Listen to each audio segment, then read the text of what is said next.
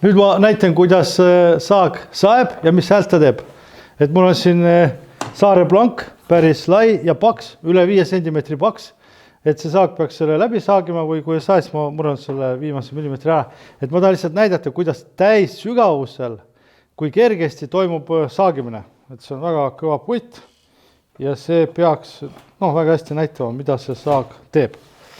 Et pange tähele ka seda, kuidas, mis häält ta teeb. Ja pehme start ja kiirpidur. Panen kinni.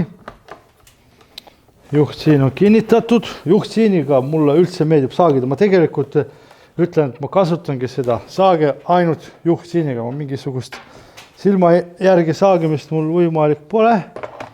Nii, siin on vaja nüüd sossoon. Saag on juhtsiini peal. Ja valmis saagimiseks. Sügavus on maksimum. Ja pöördada maksimum, kõik on põhjas. Ja nüüd hakkame saagima. Panen sisse ja uputan ja siis hakkan sisse näha materjali sisse.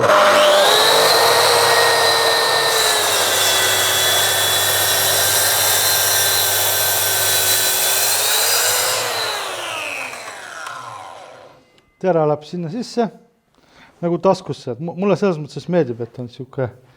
Ja nüüd ongi siin mingisugune võib-olla mill jäänud, selle ma murran ära. Ja et see on lihtsalt paksem, aga see on kogu sügavus, et kui on näha, väga ilus lõige, väga puhas. Muide sellega ma teengi, nagu ma rääkisin, formaat lõiget, saan formaati, sellepärast, et see on siuke lõpp, puhas lõige. Ja ongi põhimõtteliselt kõik.